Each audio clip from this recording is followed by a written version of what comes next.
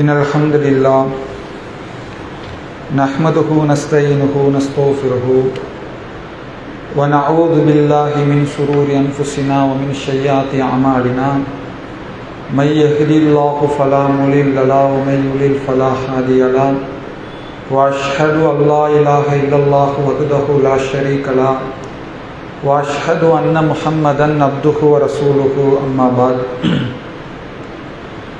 يا أيها الناس اتقوا ربكم الذي خلقكم من نفس واحدة وخلق منها زوجها وبث منهما رجالا كثيرا ونساء واتقوا الله الذي تساءلون به والأرحام إن الله كان عليكم رقيبا إن أصدق الحديث كتاب الله وأحسن الهدي هدي محمد صلى الله عليه وسلم وشر الأمور محدثاتها وكل محدثة بدعة وكل بدعة ضلالة وكل ضلالة في النار.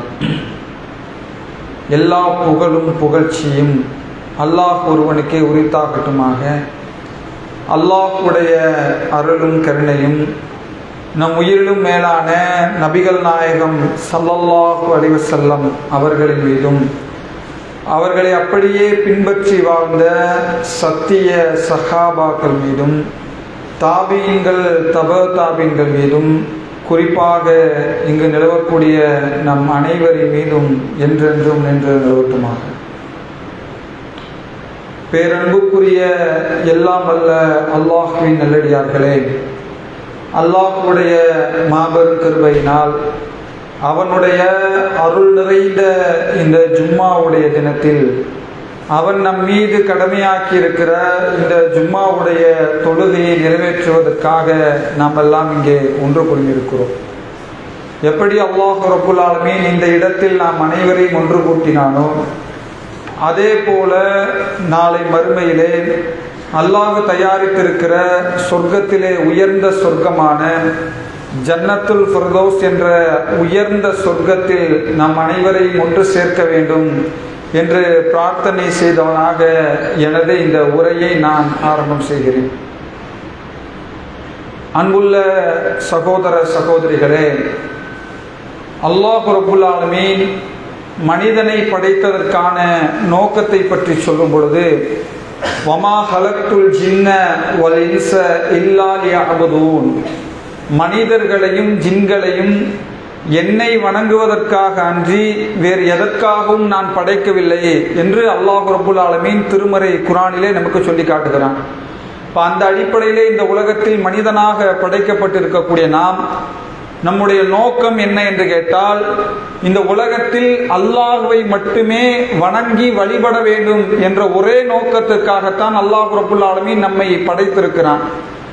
அதே போல அல்லாஹ் ரப்புல் ஆலமீன் இப்படி அல்லாஹ்வை வணங்கி அந்த நோக்கத்துக்காக நாம் படைக்கப்பட்டாலும், அல்லாஹ்வால் வழங்கப்பட்டிருக்கிற இந்த இஸ்லாமிய மார்க்கத்தை நாம் எப்படி பின்பற்றுகிறோம் என்று கேட்டால், இஸ்லாமிய மார்க்கத்தை பின்பற்றுகிற நாம் இந்த இஸ்லாமிய மார்க்கத்தில் சொல்லப்பட்ட ஏராளமான சட்டங்களை, அந்த சட்டங்கள் எல்லாம் எது நமக்கு தோதுவாக இருக்கிறதோ, எதை நம் எளிதாக செய்ய முடியுமோ, எதை பிற மக்கள் பாராட்டாக பேசுவார்களோ அப்படியான சில அமல்களை, அப்படியான சில கட்டளைகளை தான் இஸ்லாமிய மார்க்கத்தில் பெரும்பாலும் பின்பற்றுகிறோம்.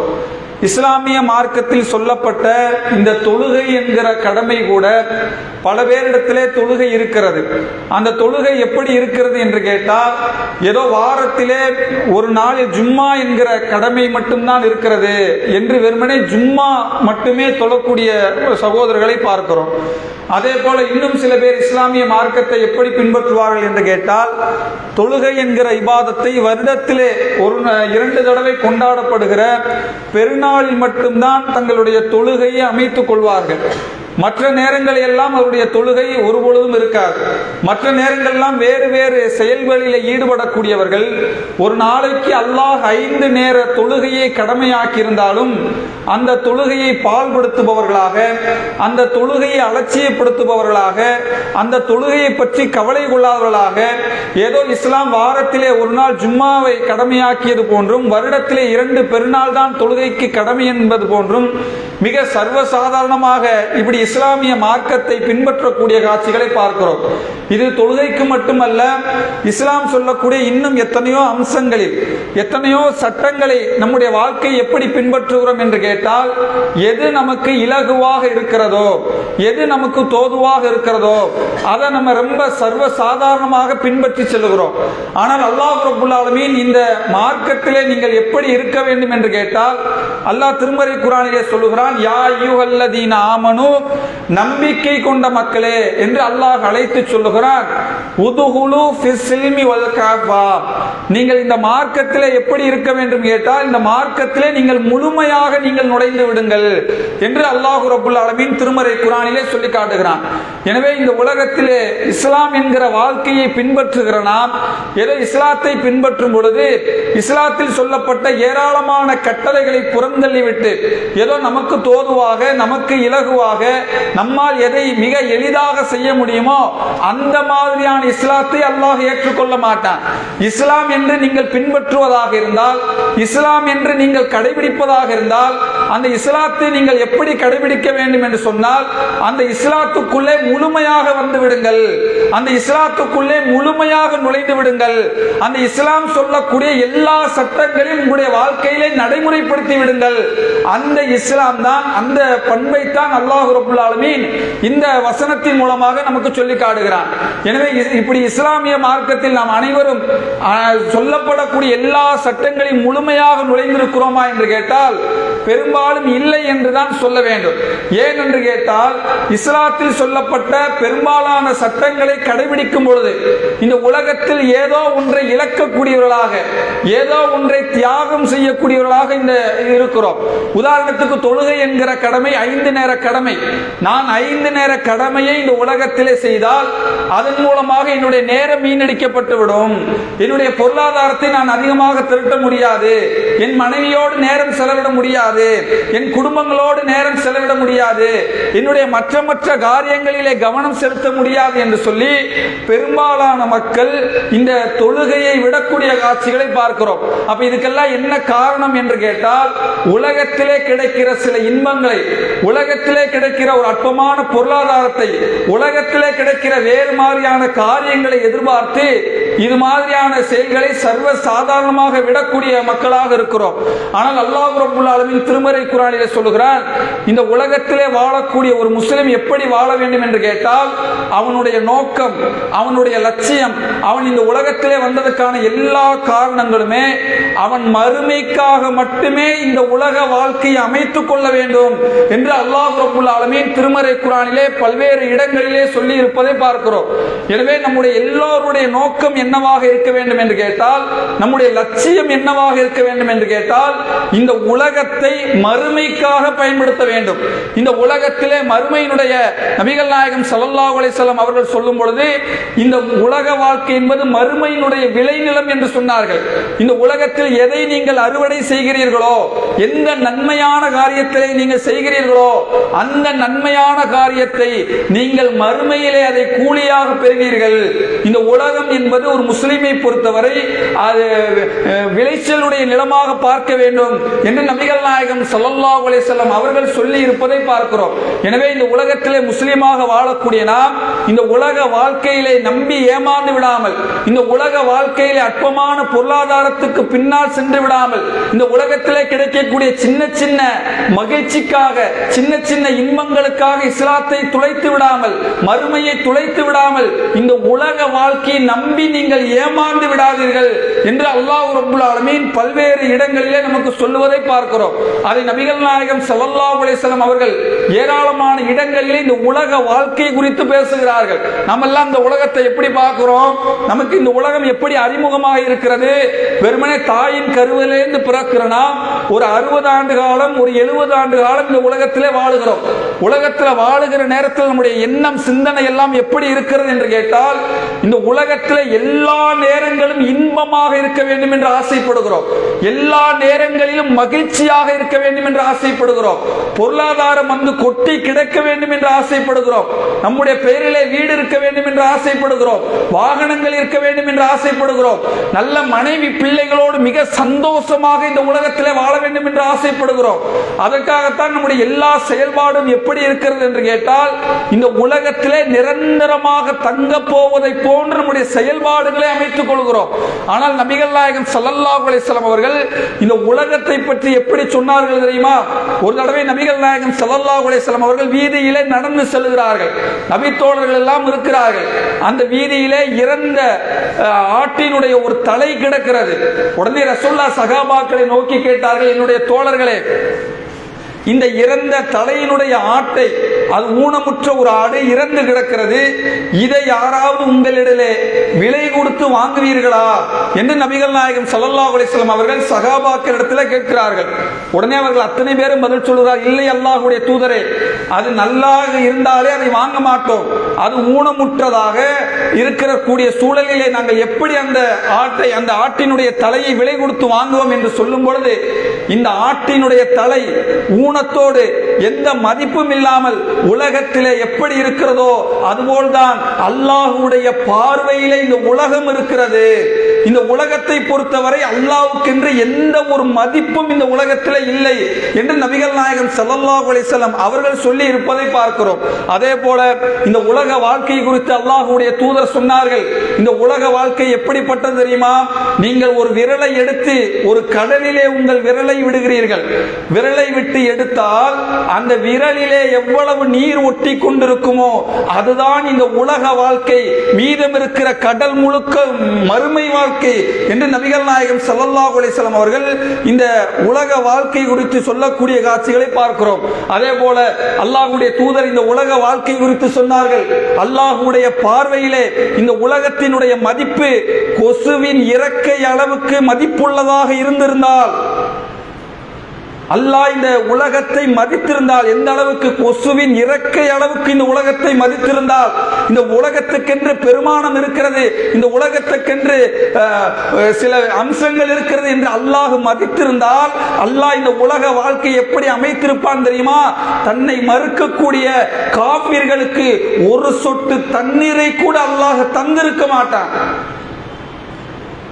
இன்றைக்கு உலகத்திலே வாழக்கிட அல்லாஹ்வை நிராகரிப்பவர்களுக்கு, அல்லாஹ்வுக்கு பிள்ளை என்று சொல்லுபவர்களுக்கு, எத்தனையோ மக்களுக்கு நாம் சக வாழக்கூடிய நேரத்திலே எத்தனையோ மக்கள் செல்வந்தர்களாக, கோடீஸ்வரர்களாக, நம்மை விட உலகத்திலே மகிழ்ச்சிக்குரியவர்களாக இருப்பதை பார்க்கிறோமே. ரசூலுல்லாஹ் சொன்னார்கள், அல்லாஹ்வுடைய பார்வையிலே கொசுவின் இறக்கை அளவுக்கு இந்த உலகத்திலே அல்லாஹ்வை மதிப்பளித்திருந்தால், இந்த உலகத்திற்கு ஏதாவது செய்ய வேண்டும் என்று முடிவெடுத்திருந்தால், அல்லாஹ் காஃபிர்களுக்கு ஒரு சொட்டு தண்ணீரை கூட அல்லாஹ் கொடுத்திருக்க மாட்டான். அந்த அளவுக்கு அல்லாஹ்வின் பார்வையிலே இந்த உலகம் அற்பமானது.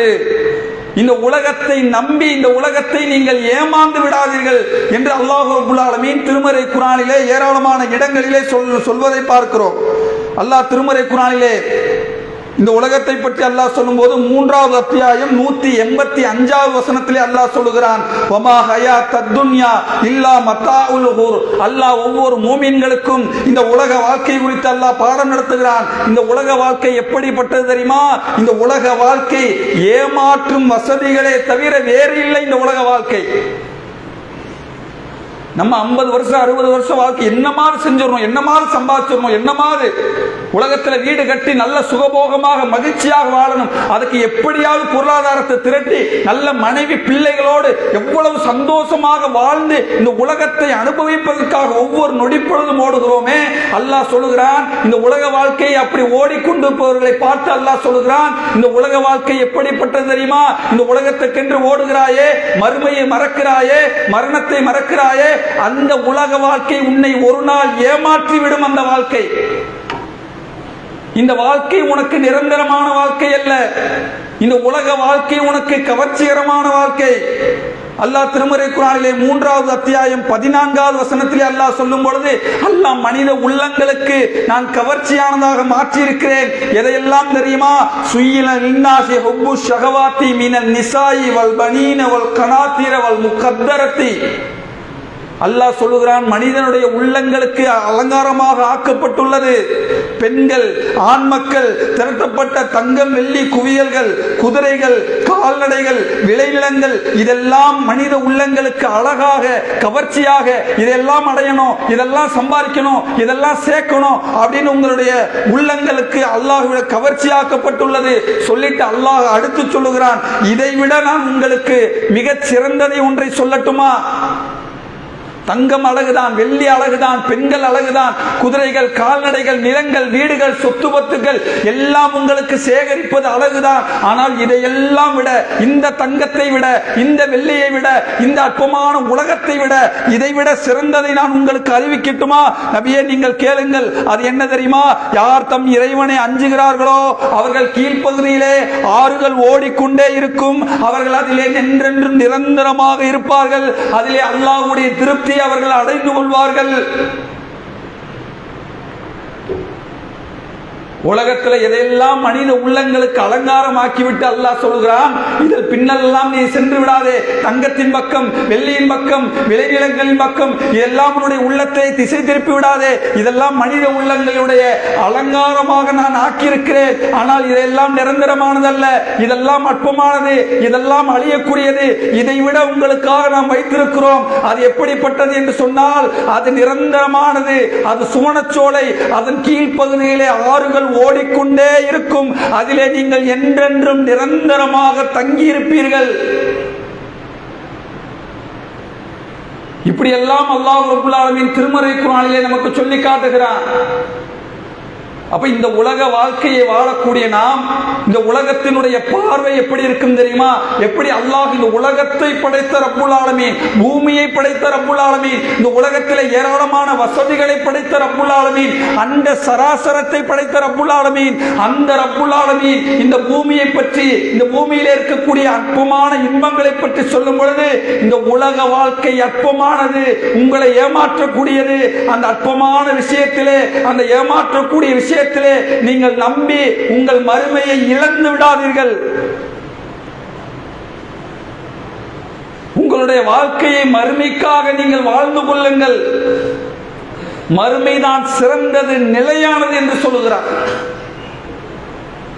அப்ப சிந்திச்சு பாருங்க, இன்றைக்கு உலகத்திலே வாழக்கூடிய நாம் 30 வயதை 40 வயதை 50 வயதை கடந்திருக்கிற நாம், நம்முடைய ஒவ்வொருவருடைய உள்ளங்களின் லட்சியம், என்னுடைய லட்சியம் என்ன தெரியுமா? இந்த உலகத்தில் எது கிடைத்தாலும் அதை தூக்கி எறிந்துவிட்டு மறுமைக்காக நான் வாழுகிறேன், மறுமைக்காக என்னை தயார்படுத்துகிறேன், மறுமைக்காக நான் செயல்படுகிறேன், இந்த நொடியில் நான் மரணத்தை அடைந்தாலும் மறுமையிலே நான் வெற்றி அடைந்து விடுவேன். அப்படி நம்முடைய நோக்கத்தை, நம்முடைய லட்சியத்தை மறுமைக்காகவே அமைத்துக் கொண்டவர்கள் எத்தனை பேர்?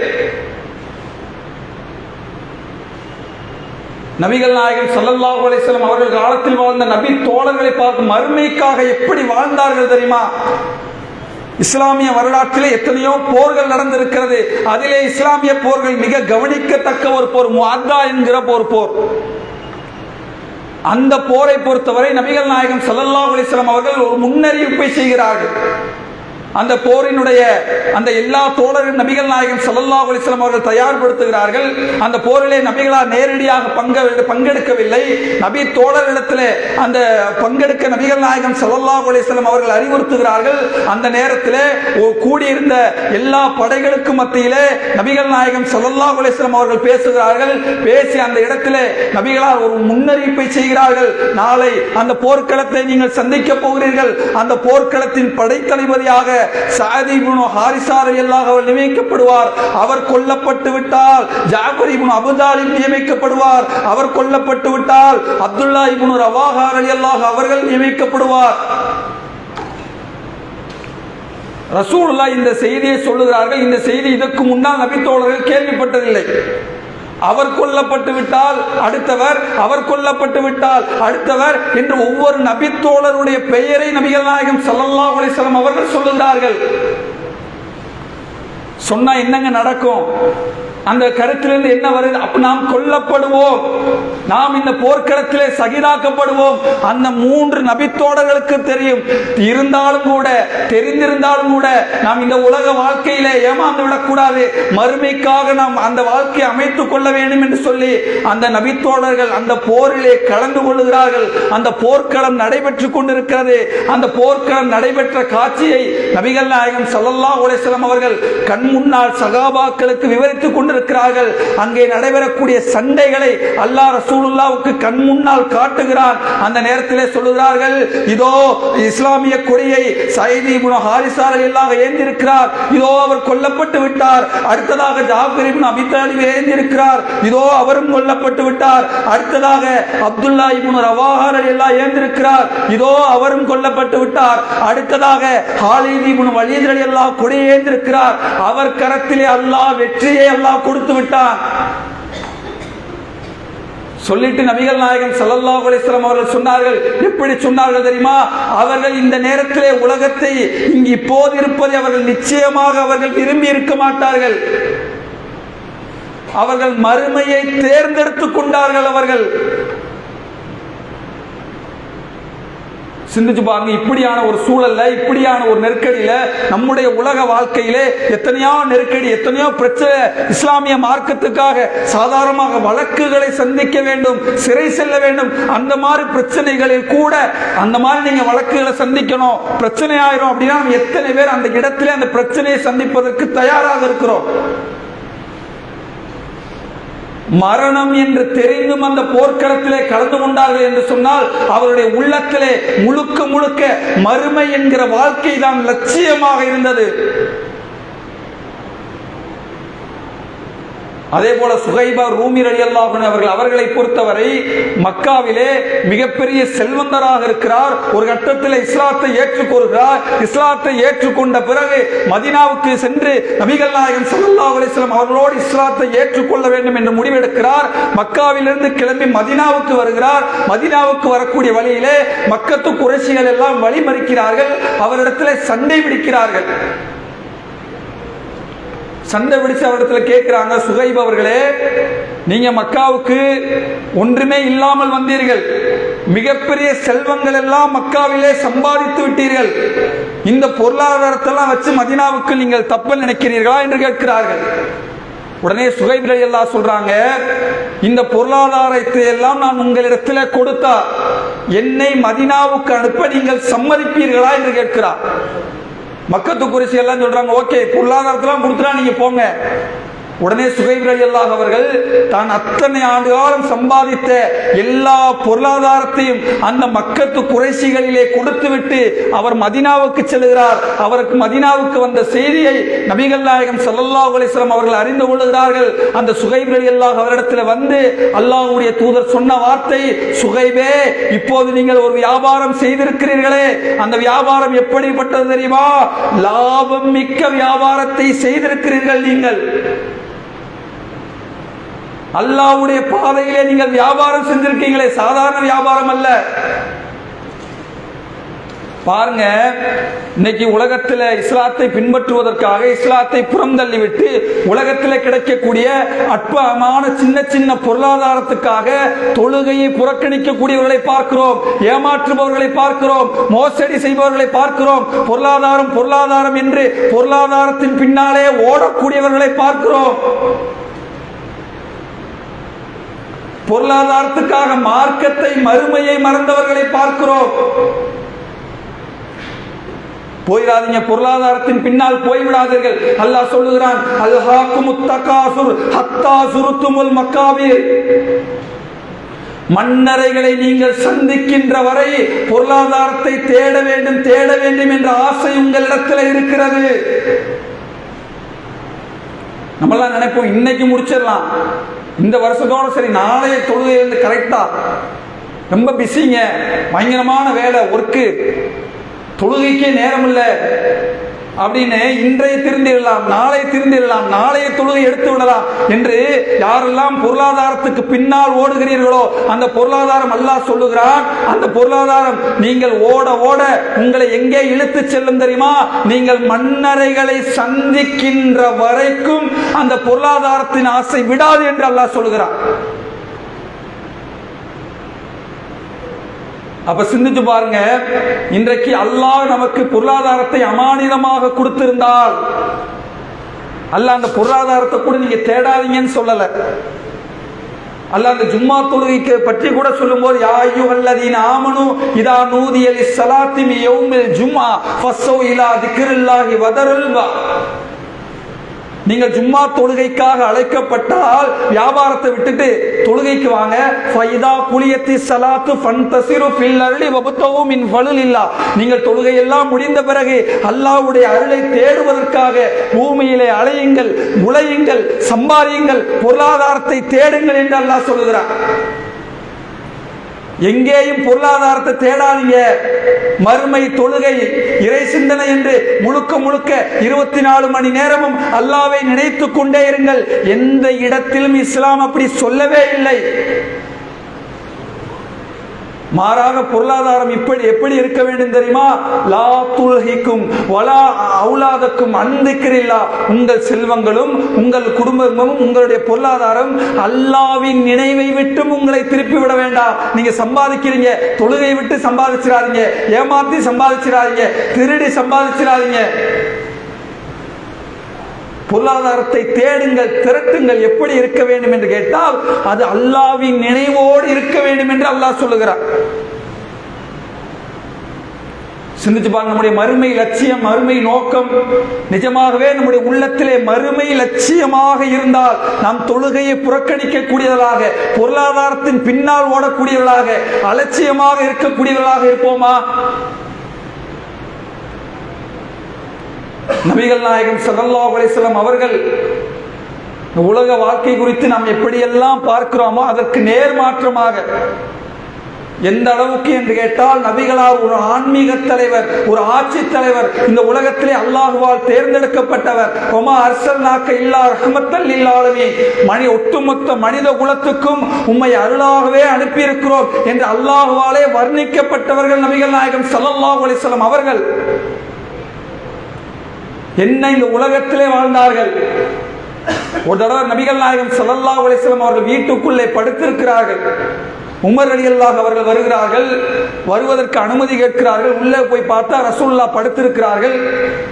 ரசூலுல்லாஹ் எழுந்து பார்த்தால் நபிகளாருடைய அந்த படுத்த அந்த ஈச்சம் மரத்தினுடைய அச்சுக்கள் எல்லாம் நபிகளாருடைய மேனியிலே அப்படியே பதிந்திருக்கிறது. வீட்டை சுற்றி பார்க்கிறார்கள், வீட்டிலே ஒன்றுமே இல்லை. தண்ணீர் குடிப்பதற்கான அந்த தோல் பை இருக்கிறது. இந்த மாதிரி சின்ன சின்ன பொருள் மட்டும்தான் வீட்டில் இருக்கிறது. வாழ்வதற்கு தேவையான வசதிகளோ உணவுகளோ எதுவுமே இல்லை. உமர் ரலியல்லாஹு அன்ஹு அந்த கோலத்திலே நபிகளாரை பார்த்து ஒரு ஆன்மீக தலைவர், ஒரு ஆட்சி தலைவர், அல்லாஹ்வால் தேர்ந்தெடுக்கப்பட்ட தூதர் அவர்கள் எப்படியெல்லாம் இப்படி அல்லாஹ்வால் சிலாகித்து சொல்லப்பட்ட நபிகள் நாயகம் ஸல்லல்லாஹு அலைஹி வஸல்லம் அவர்களுக்கு இப்படி ஒரு வாழ்க்கையா என்று கேட்டுவிட்டு உமர் ரலியல்லாஹு அவர்கள் கண்ணீர் சிந்துகிறார்கள். இதை பார்த்து நபிகளார் உமர் ரலியல்லாஹு அவர்களை பார்த்து கேட்டார்கள், உமர் அவர்களே, நீங்கள் மறுமையை நம்பவில்லையா? உமர் ரலியல்லாஹு அவர்கள் அப்போது ஒரு வார்த்தை சொன்னார்கள், அல்லாஹ்வுடைய தூதரே, இதோ பாருங்க, பாரசீக ரோம மன்னர்கள் எல்லாம் இந்த உலகத்தில் எப்படி எப்படி வாழ்க்கையோ வாழுகிறார்கள். ஆனால் அல்லாஹ்வுடைய தூதராகிய உங்களுக்கு இப்படியான ஒரு வாழ்க்கையா என்று கேட்கும் போது அல்லாஹ்வுடைய தூதர் சொன்ன வார்த்தை, உமரே, காஃபிர்களுக்கு இந்த உலகமும் மூமின்களாக இருக்கக்கூடிய நமக்கு மறுமையும் இருக்கிறது, அது உங்களுக்கு போதாதா? இந்த உலக வாழ்க்கை குறித்து என்ன எடை போடுகிறீர்கள்?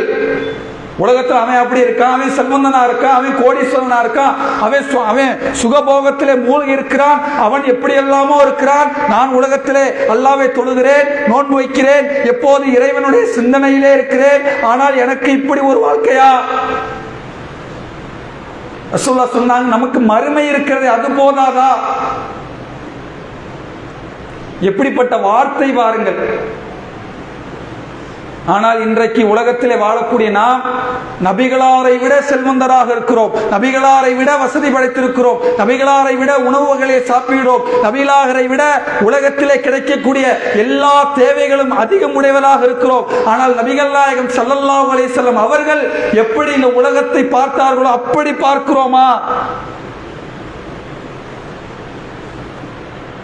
அப்ப சிந்திச்சு பாருங்க, இந்த உலக வாழ்க்கை என்பது அல்லாஹ் ரப்புல் ஆலமீன் சொல்லும்போது இன்னமல் ஹயாத் அத்துன்யா லஇபு வலஹு, அறிந்து கொள்ளுங்கள், இந்த உலக வாழ்க்கை எப்படிப்பட்டது தெரியுமா?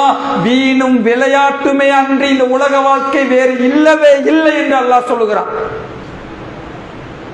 எனவே இந்த உலக வாழ்க்கை என்பது அற்பமானது, நிரந்தரம் இல்லாதது. 50 வருட 60 வருட வாழ்க்கை எல்லாம் அல்லாஹ் ரப்புல் ஆலமீன் மறுமையிலே நடைபெறக்கூடிய ஒரு காட்சிகளை பற்றி திருமறை குர்ஆனிலே அல்லாஹ் ரப்புல் ஆலமீன் சொல்லி காட்டுகிறான். அங்கே மறுமையிலே சில மனிதர்கள் புலம்புவார்களாம், எப்பா இந்த உலகத்தில் எத்தனை நாள் வாழ்ந்தோம் என்று கேட்கும்போது சில மனிதர்கள் சொல்வார்களாம், அவர்கள் தகாபத்தூன பைனஹும் இல்லா அஷ்ரா, நாம் இந்த உலகத்திலே வெறுமனே 10 நாளை தவிர இந்த உலகத்திலே வாழவில்லை.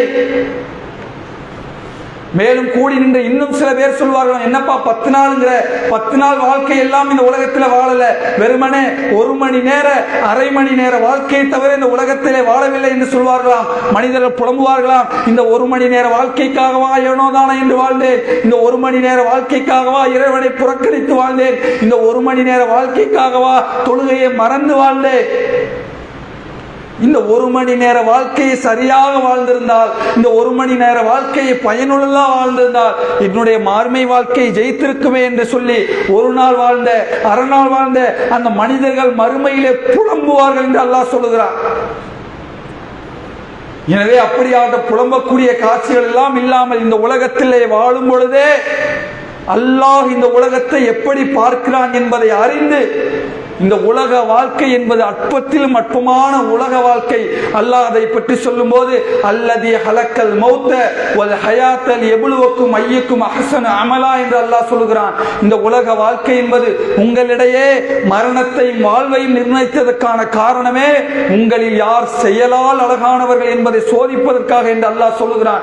எனவே இந்த சோதனை கூடத்திலே வந்திருக்கக்கூடிய நாம் இந்த சோதனை கூடம் என்பதை உணர்ந்து இந்த சோதனை கூடத்திலே அல்லாஹ் நம்மை சொல்லி இருக்கிற எல்லா கட்டளைகளையும் பின்பற்றி நாளை மறுமையிலே வெற்றி அடையக்கூடிய நன்மக்களாக அல்லாஹ் ரப்புல் ஆலமீன் உங்களையும் என்னையும் ஆக்கி அருள வேண்டும் என்று கூறி என்னுடைய இந்த முதல் உரையை நிறைவு செய்கிறேன்.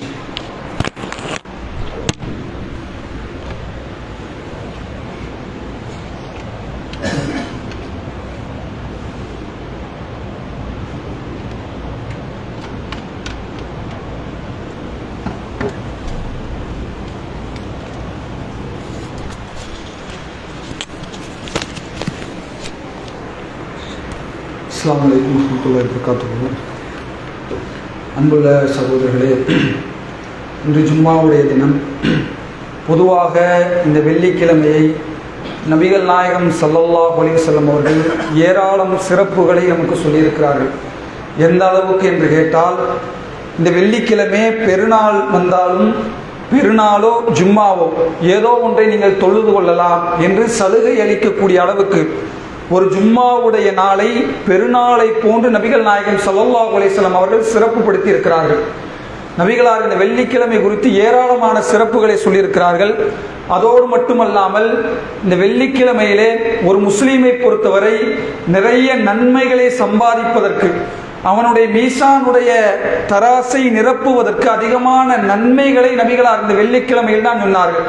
இன்னும் சொல்ல போனால், யார் இந்த ஜும்மாவுடைய தினத்தில் முதல் நேரத்திலே வருபவருக்கு ஒட்டகத்தை குர்பானி கொடுத்த நன்மையும், இரண்டாவது நேரத்திலே வருபவருக்கு ஒரு மாட்டை குர்பானி கொடுத்த நன்மையும், மூன்றாவது நேரத்திலே வருபவருக்கு ஒரு ஆடு, அதற்கு பிறகு வருபவர்கள் கோழி, அதற்கு பிறகு கோழி முட்டை என்று சொல்லி யாரெல்லாம் அந்த ஜும்மாவுக்கு விரைந்து வருவார்களோ அவர்களுக்கு இந்த நன்மை இருக்கிறது என்று நபிகளார் சொல்லுவதை பார்க்கிறோம். எனவே உலகத்தில் வாழும் பொழுது மறுமையை லட்சியமாக வாழக்கூடிய நாம் குறிப்பாக இந்த வெள்ளிக்கிழமையை மிக அலட்சியப்படுத்தி விடக்கூடாது. ஏன்னா அந்த வெள்ளிக்கிழமை வைத்து நிறைய நன்மைகளை சம்பாதிப்பதற்கு ஒரு அற்புதமான நாளாக அல்லாஹ் ரப்புல் ஆலமீன் இந்த வெள்ளிக்கிழமையை ஆக்கியிருக்கிறார். எனவே இன்னைக்கு பெரும்பாலும் இந்த ஜும்மாவுடைய வெள்ளிக்கிழமையை பொறுத்தவரை நம்ம சமுதாயத்தில் மிகப்பெரிய அலட்சியம் இருப்பதை பார்க்கிறோம். குறிப்பாக சொல்ல வேண்டும் என்று சொன்னால், ஜும்மாவுடைய உரைக்கென்று எந்த விதமான முக்கியத்துவம் மக்கள் தருவதில்லை. ஜும்மா தொழுகுனா என்ன, கரெக்டா 1 மணிக்கு தொழுகுனா அந்த 12:55 அந்த 1 மணிக்கு அல்லது இமாம் அந்த தக்பீர் சொன்ன பிறகு அந்த தொழுகையிலே கலந்து கொள்ளக்கூடிய மக்களை எல்லாம் நாம் பார்க்கிறோம். ஆனால் நபிகள் நாயகம் ஸல்லல்லாஹு அலைஹி வஸல்லம் அவர்கள் ஜும்மா உரையை கேட்பதற்கென்று ஏராளமான நன்மைகளை சொன்னார்கள். இன்னும் சொல்ல போனா, அல்லாஹ்வுடைய மார்க்கத்தை அறிந்து கொள்வதற்கு ஒரு அற்புதமான நேரம் அது. நம்ம இன்னைக்கு பெரும்பாலும் ஆண்களை பொறுத்தவரை ஒரு தர்பியா நிகழ்ச்சி அல்லது வேறு மார்க்க நிகழ்ச்சி ஒன்று கூடல்னா பெரும்பாலும் ஆண்கள் அதிலே கலந்து கொள்வது குறைவு. ஆனால் ஜும்மானா அது கட்டாயமாக கலந்து கொள்ளணும். அதிலே கலந்து கொள்பவர்கள் கூட இன்னைக்கு நம்முடைய சமகாலத்தை பற்றி நமக்கு எவ்வளவோ பிரச்சனை வெளியில் இருக்கும். இந்த பிரச்சனை எப்படி எதிர்கொள்வது, குடும்பத்தில் மனைவியோடு பிரச்சனை அல்லது சமூகத்தில் ஒரு பிரச்சனை அல்லது ஒரு பொருளாதாரத்தை பிரச்சனை, எல்லா பிரச்சனைகளுக்கும் தீர்வு சொல்லக்கூடிய இடம்தான் அந்த ஜும்மாவுடைய உரை. அல்லாஹ்வுடைய வசனங்கள் பேசப்படக்கூடிய உரை. நபிகள் நாயகம் ஸல்லல்லாஹு அலைஹி வஸல்லம் அவர்களுடைய பொன்மொழிகளை பேசி உங்களை நேர்வழியின் பால் வழி நடத்தக்கூடியதுதான் இந்த ஜும்மாவுடைய குத்துபா உரைகள் எல்லாம். ஆனா நம்ம என்ன செய்யறோம், அதை மிக சாதாரணமாக அலட்சியப்படுத்துபவர்களாக, அதற்கென்று ஒரு மதிப்பு தராதவர்களாக, அதற்கென்று உரிய நேரத்திலே வராதவர்களாக இன்றைக்கு ஜும்மாவை மிக சர்வ சாதாரணமாக பால்படுத்தக்கூடியவர்களாக இருக்கிறோம். எனவே இனி வரக்கூடிய காலங்களிலாவது மறுமைதான் லட்சியம் வாழக்கூடிய நாம் அல்லாஹ்வுடைய மார்க்கத்தை அறிந்து அந்த அடிப்படையில் நம்முடைய உலக வாழ்க்கை அமைத்தால்தான் நாளை மறுமையிலே வெற்றி அடைய முடியும். வெறுமனே களிமா சொல்லிட்டோம், வெறுமனே அல்லாஹ்வை நம்புறோம், வெறுமனே அல்லாஹ்வுடைய தூதரை நம்பிவிட்டோம் என்று வாயளவில் சொன்னால் நாளை மறுமையிலே வெற்றி கிடைக்க நம்முடைய செயல்பாடு மறுமையில் லட்சியமாக அமைய வேண்டும். எனவே இந்த ஜும்மாவுடைய நாளில் இன்ஷா அல்லாஹ் வரக்கூடிய நாட்களில் விரைந்து வரக்கூடிய நன்மக்களாக அல்லாஹ் ரப்புல் ஆலமீன் நாம் அனைவரையும் ஆக்கி அற வேண்டும். அதே போல ஒரு துஆவுடைய அறிவிப்பு. புதுப்பட்டியை சார்ந்த சகோதரர் ரபீதின் அண்ணன் அவர்களுடைய மகன் முகமது ஹாரித் அவர்கள் ஒரு சிறிய விபத்தின் மூலமாக நேற்றுக்கு விபத்துக்குள்ளாக்கப்பட்டு மருத்துவமனையிலே தீவிர சிகிச்சை பிரிவிலே அனுமதிக்கப்பட்டிருக்கிறார். அவருடைய சிஃபாவுக்காக மறக்காமல் அல்லாஹ்விடத்திலே துஆ செய்யுமாறு கேட்டுக்கொள்கிறோம். அஸ்ஸலாமு அலைக்கும் வரஹ்மத்துல்லாஹி.